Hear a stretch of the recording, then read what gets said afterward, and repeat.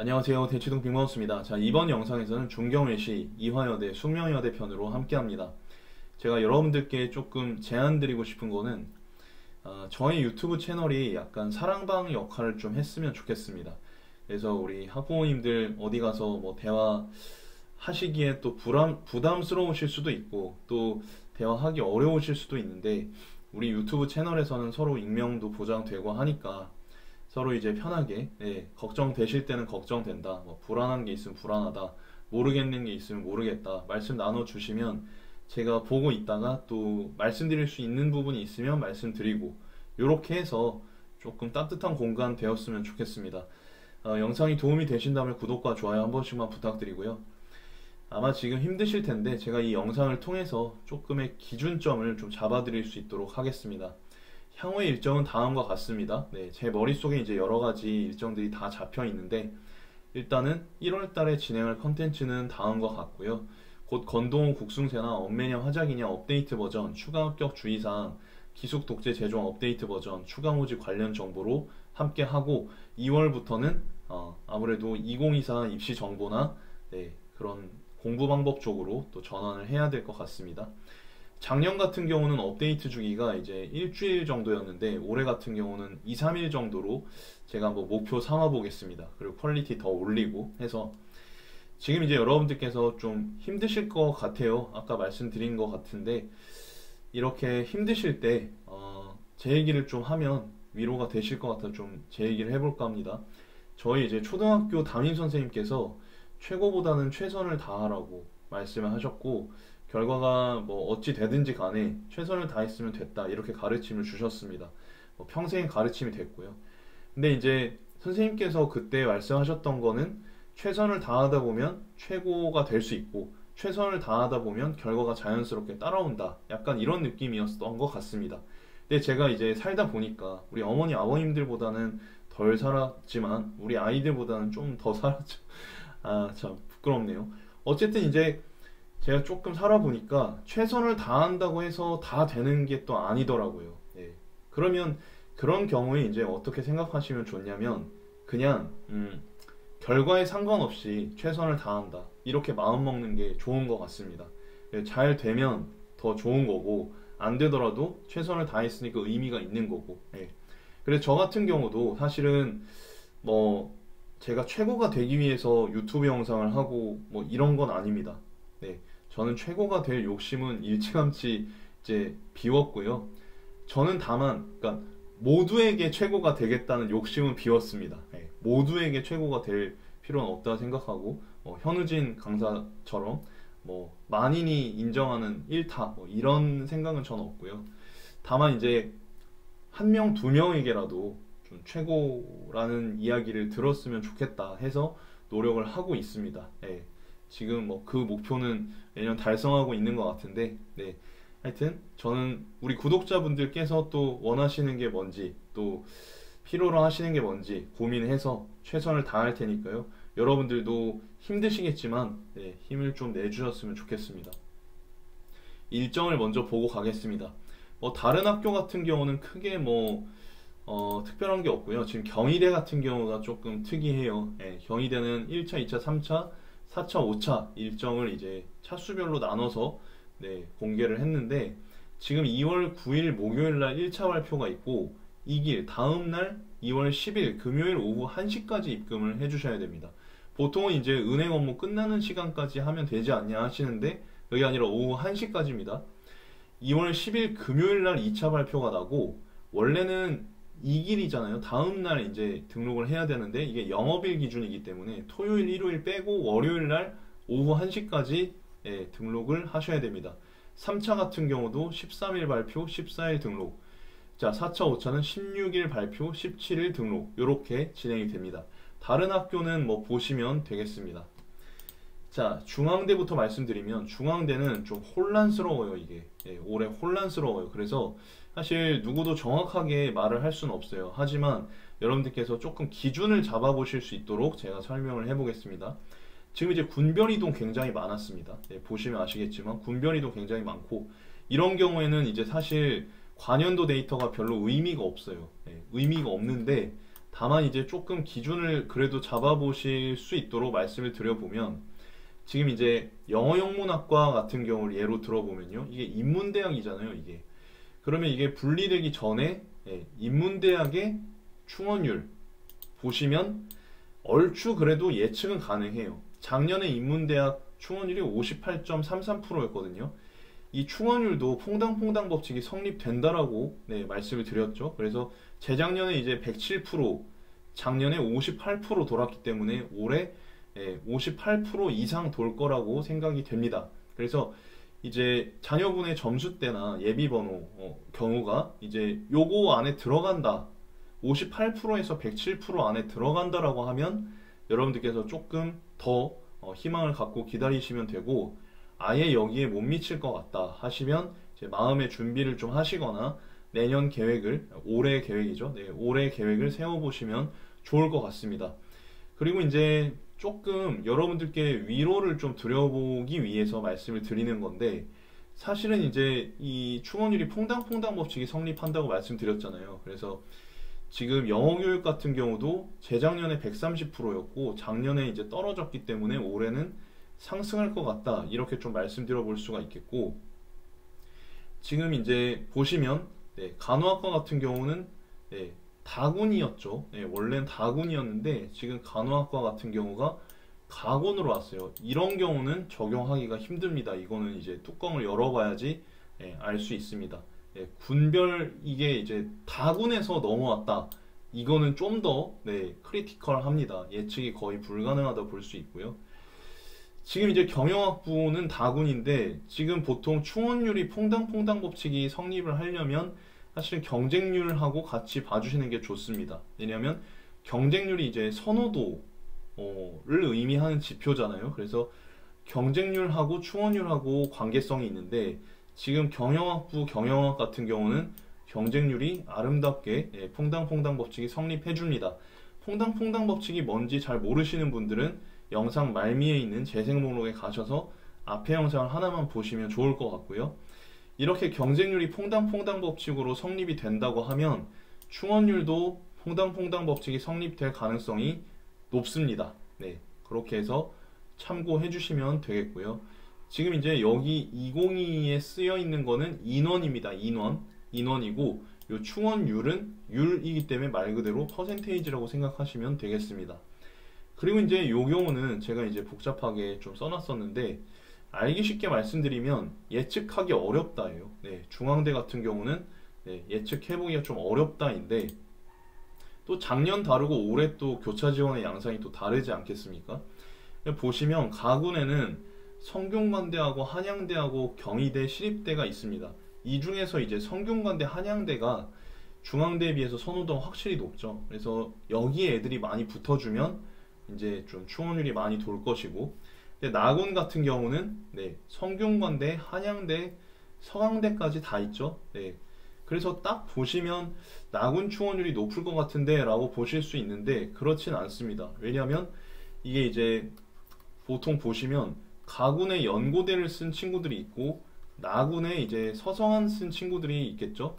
이런 친구들이 있을 텐데, 얘네들은 기본적으로 서성한보다는 점수대가 높은 친구들일 가능성이 높아요. 그러면 연고대로 많이 들어가겠죠. 그러면 나군, 서성한으로 애들이 많이 빠지겠죠. 그쵸? 근데 이제 어디서 빠지느냐 했을 때는 얘네들이 가군에 이제 중경외시를 쓰고, 자, 나군에 또 이제 서성한을 쓴 친구들 중에서 얘네들이 일로 올라가는 거죠. 그쵸?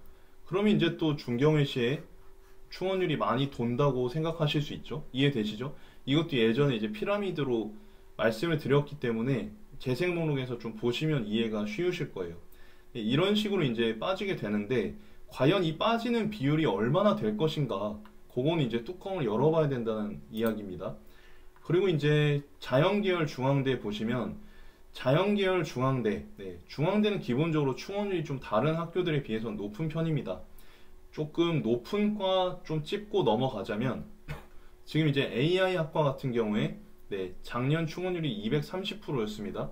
모집 인원이 13명인데 예비번호가 이제 30번까지 돌았다고 보시면 되겠고, 기계공학부 같은 경우는 이제 조금 낮았습니다. 낮았기 때문에 올해는 좀 올라갈 것으로 예상이 됩니다. 네. 자, 산업부안학 자연 같은 경우도 지금 재작년 충원율이 80이었고 작년 충원율이 이제 30이었습니다. 그래서 올해 조금 올라갈 가능성이 있어요. 사실 여러분들께 이게 좀 말씀드리는 게 조심스럽기는 한데 좀 희망을 같이 드리는 게 목적이기 때문에 조금 퐁당퐁당 법칙을 조금 더 넓게 적용을 해보는 겁니다. 그리고 이제 공과대학 같은 경우는 이제 충원율이 좀 높은 편이고 나머지 그냥 쭉 보시면 되겠습니다. 여기서 이제 기본적으로 분별 이동이 있는 학과들은 조금 더 보수적으로 접근하시고 기다리시면 좋을 것 같고요.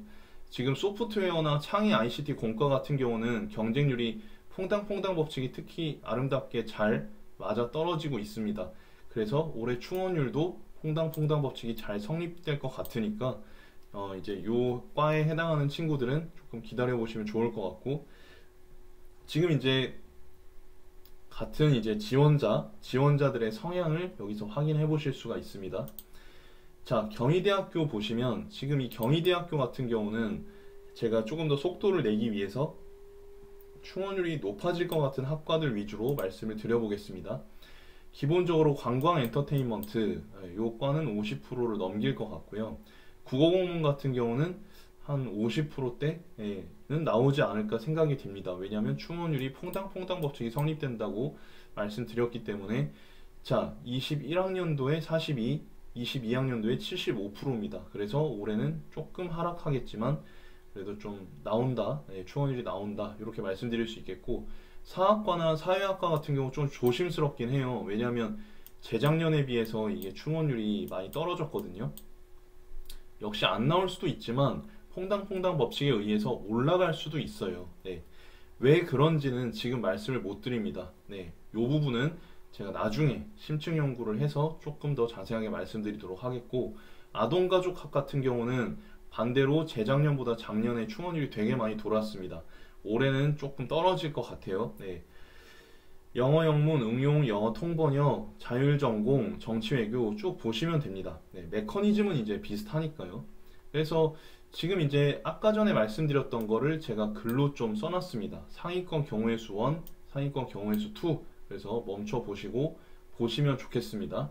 이렇게 보시면 되고, 그러니까 어느 정도 어떻게 빠져나갈지는 뚜껑을 열어봐야 된다, 이렇게 말씀드릴 수 있겠고, 나군 같은 경우는 충원율이 좀 50% 넘을 확률이 낮아 보이긴 해요. 근데 틀리기를 좀 바라봅니다. 자, 경희대학교 자연 같은 경우도 지금 세부 설명은 동일하고요. 제가 이제 충원율 상승할 것 같은 학과만 조금 언급하고 넘어가겠습니다. 지금 기본적으로 생물학과, 그리고 이제 식품영양학과, 이런 과들은 좀 확실해 보이고, 정보 디스플레이 같은 경우는 지금 충원율이 굉장히 많이 떨어졌어요. 그래서 올해 좀 올라가지 않을까 조심스럽게 예측해 봅니다. 화학과 같은 경우는 또 역시 100% 넘을 것 같고, 건축학과 자연도 올해 좀 충원율이 높지 않을까 싶어요. 기계공학과도 마찬가지고, 사회기반 시스템 조금 조심스럽긴 한데 그래도 가져와 봤습니다. 퐁당퐁당 법칙이 성립하기를 바라는 마음으로. 소프트웨어 융합 같은 경우도 100%가 넘을 것 같고요. 식품생명공, 우주과학 이런 과들도 거의 확실해 보입니다. 응용물리 조금 조심스럽긴 한데 넘었으면 좋겠고, 응용수학, 응용화학, 전자공학 마찬가지입니다. 한방생명공 이런 과들도 마찬가지고, 지금 보시면 이제 정보전자 신소재공이나 화학공 같은 경우는 충원율 굉장히 높죠.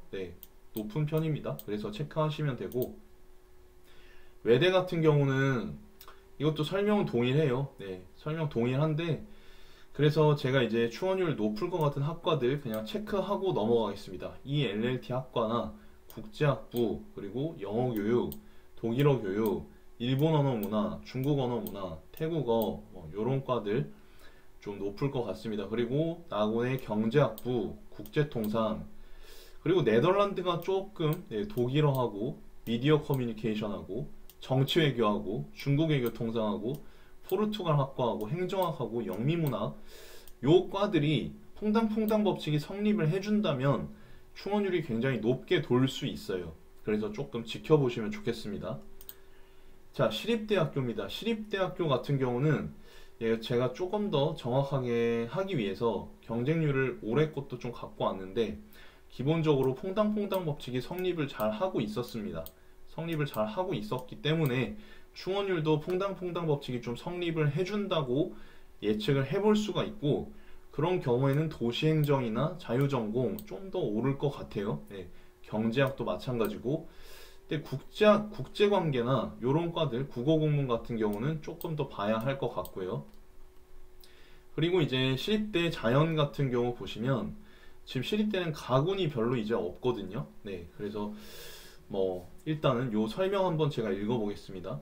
지금 올해도 이제 하향 지원 추세가 강하기 때문에 특히 이제 자연계의 경우에 가군 성균관 한양대에 이제 합격한 친구들이 중경외시에 하향 지원했을 가능성이 크거든요. 그래서 이제 충원이 좀 높아질 것으로 예상되긴 합니다.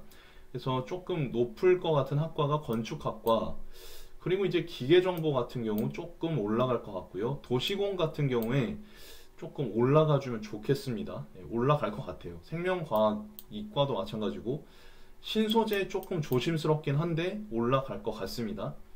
전자전기 컴퓨터공, 네, 나름 그래도 충원율 꽤 많은 학과죠. 네, 충원 인원 그 예비 번호가 61번까지 이제 돌았고 컴퓨터과학 같은 경우도 충원 꽤 높아요. 통계학과 같은 경우도 올해는 좀 반등할 것으로 예상이 되고 화학공학 참고해 주시면 되겠습니다. 숙명여대입니다. 숙명여대 같은 경우는 특이한 게 8차까지 이제 추가 합격을 발표하거든요. 근데 경영학부 같은 경우에 이제 2명, 8차에 2명, 교육학부에 2명, 전자공학에 1명. 네. 그러니까 8차까지 붙는 친구들이 8차까지 가서 이제 붙는 친구들이 꽤 많아요. 컴퓨터과학, 식품영양, 화공생명, 약학부, 심지어 약학부까지도 8차에 붙는 친구들이 많다 보니까 계속해서 추가 합격 기간에 여러분들이 신경을 쓰셔야겠습니다. 7차, 6차, 5차, 4차 여기에도 보시면 합격하는 친구들이 꽤 많습니다. 그래서 화면 멈춰놓고 좀 보시면 좋을 것 같고요. 마지막으로 이화여대입니다. 이화여대는 이제 3차까지 발표를 하는데 뇌인지과학, 인문 같은 경우에 이제 총합이 8명 돌았고 3차까지 1명 있었습니다. 간호학부 같은 경우도 3차에 있었고 뇌과학, 자연 같은 경우도 이제 1명 있었습니다. 수학교육이나 약학부 같은 경우도 3차까지 추가 합격자가 돌았다 보니까 여러분들 끝까지 보시면 좋을 것 같습니다.